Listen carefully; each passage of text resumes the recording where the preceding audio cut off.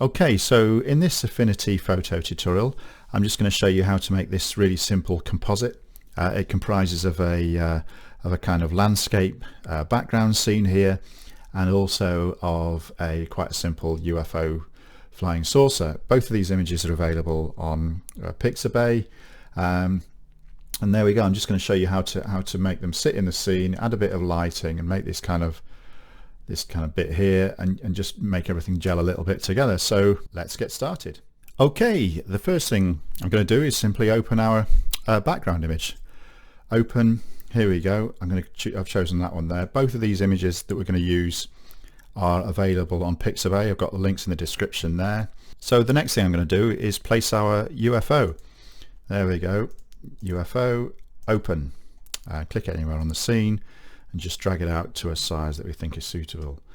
Now you'll see that that looks wrong in that it's basically at the wrong angle. It's not really at the wrong angle, we're just viewing it from the kind of, well, it's at the wrong angle for the height it's placed at, but if we just move it up there, perhaps into the corner of the picture there, over there, you now see that looks a bit more of a natural position. Okay, so you see the scene, it's quite light, bright sunny day, these clouds casting some shadow over here.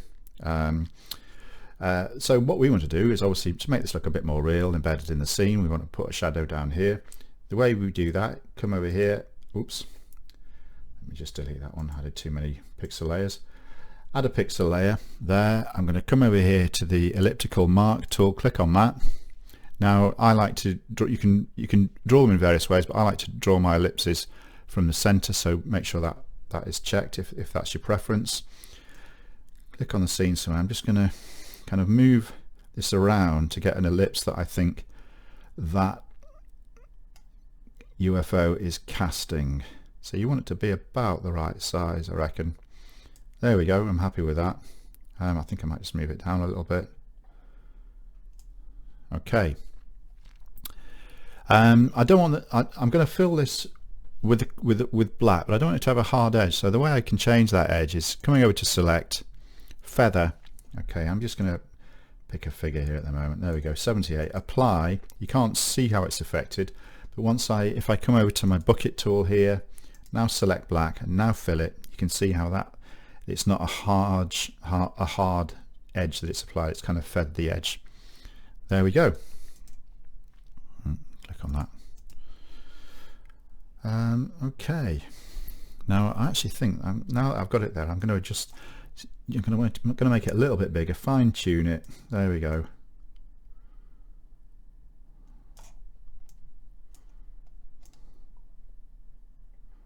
There we go. I'm happy with that, I think. A little bit dark. Don't worry about that. We can just change its opacity. There we go. Let's bring that down. I'm just trying to match the kind of shadow color. This is a good reference over here that we're looking at here. Match the kind of coloring of the shadow so we don't make it too dark or too light. There we go.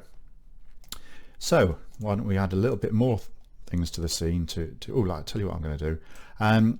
Come over to our UFO. I just want to adjust it a little bit to kind of add some brightness. Double click on brightness. There we go. Click default. I'm going to close that one. And the next thing, I think we'll just go for brightness and contrast. You can kind of change hue, saturation, and change it black and white, posterize. We're just going to stick with brightness and contrast for the moment. Now I just want to adjust the spaceship, not the rest of the scene. If I go into brightness and contrast and change it, everything changes. There we go, which we don't want. So the way I can just make my adjustments to the UFO is just drag that down to the UFO, and there we go, it's in there. So anything I do here now just affects the UFO. There we go, little brightness, little bit extra contrast. I'm happy with that. Okay, so the next thing I'm going to do is let's add another pixel layer. I want to add a kind of, I don't know what you'd call it, some kind of blue light here indicating some kind of energy source or plasma drive, whatever we're going to call it here. So the way I do that, a bit similar to before, come over to our elliptical tool. There we go. Plonk that there.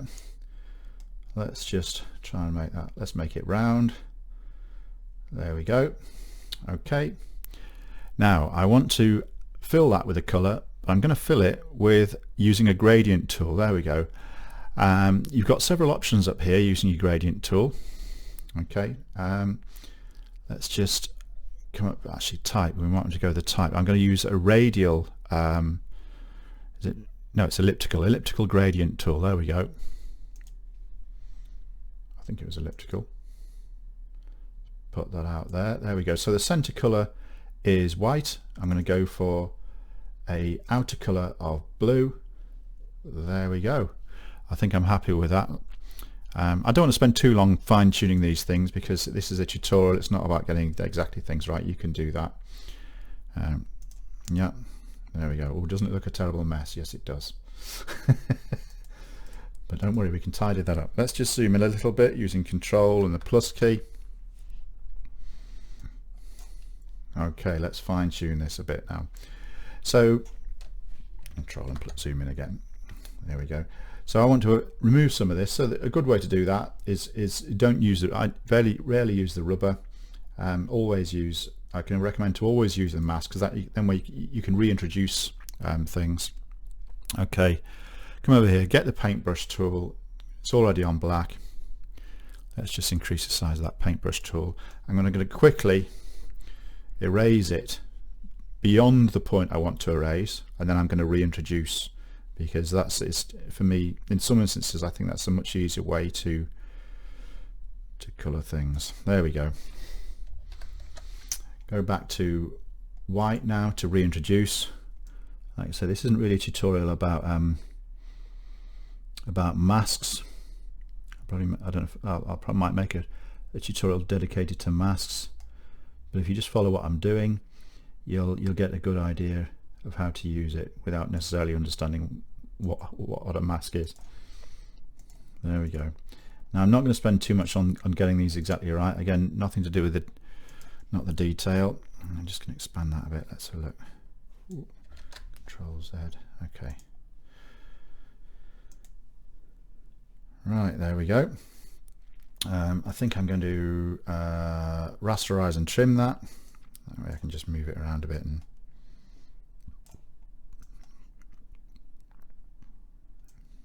there we go. Zoom back out. Like I say, this isn't about getting the lines exactly right. Come over there. Let's change. This time we are going to change the kind of the light. I think I might go for a. Let's go for a hard light. There we go. And I'm going to blur it a little bit. Come over here. Filters, blur, Gaussian blur.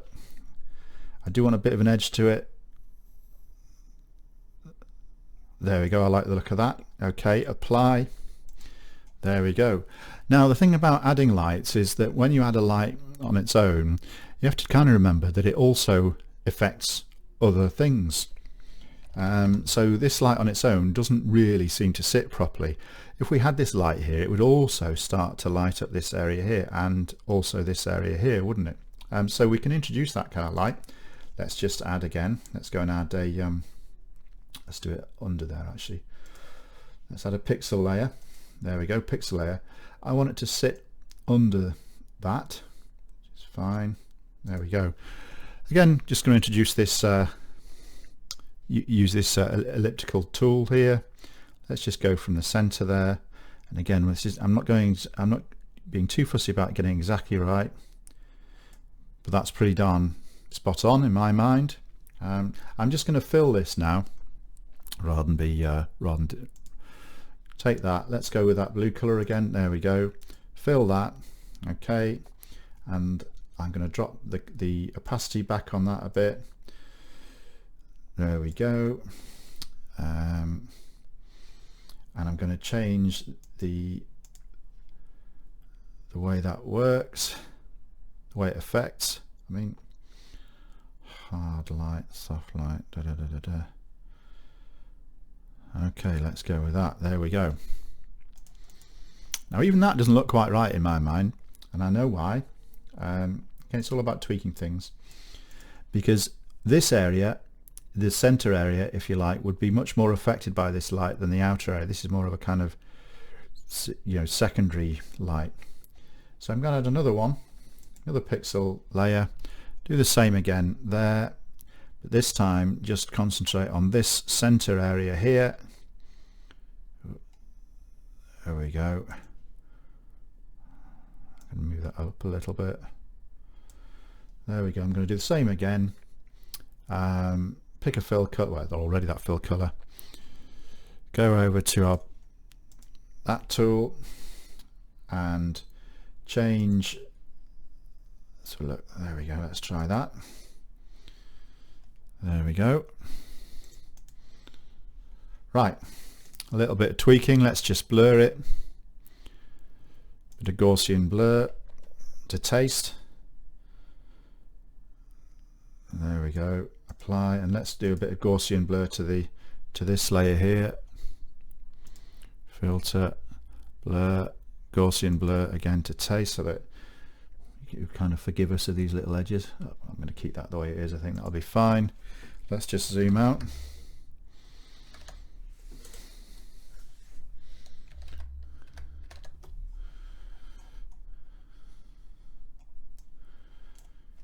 There we go. One more thing I'm going to do. I'm going to think, well, this is a bright day, lots of green grass around. I think the underside of this spaceship just needs the most subtlest of green tinges. You won't really notice it, but it just, again, it's another one of those things that help glue the scene together. So add another pixel layer. I'm going to do this thing with the ellipse tool again. Let's go from, again, let's just go from there really. Actually, I think I might do this manually. Well, let's see how we go. There we go. I'm going to do this manually, I think. I'm going to just use our paintbrush tool. Where are we? Paintbrush. I'm going to select a green color. There we go. Come over here. Let's make it a bit bigger. How big are we going? Right. Let's just undo that bit.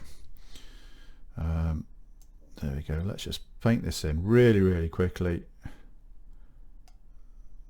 Again, you'd spend longer doing this, to be honest.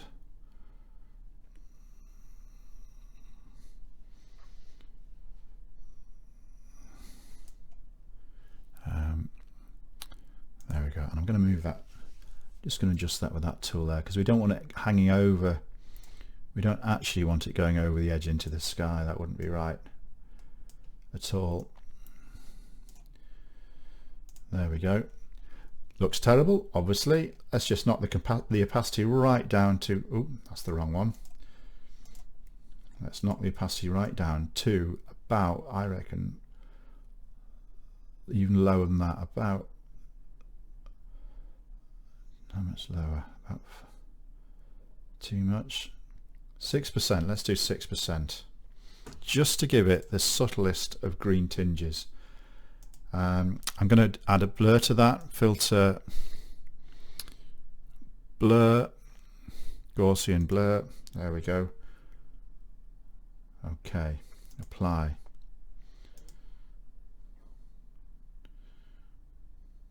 There we go. So as I turn it off and on, in fact, if I put it on, you wouldn't really notice it there. If I turn it off and on, you start to notice it is there. And it's just the subtlest of green. You wouldn't even say it was green if I hadn't pointed it out, if you didn't notice it going on and off. But it just adds to that. So I'm going to say, okay, it's a little bit, the edges aren't sharp and everything like that, but that is it. That's how you would do something like that. And something like this can have a really good effect. So remember, just adding one light sometimes doesn't really work. You've got to consider how it affects other things.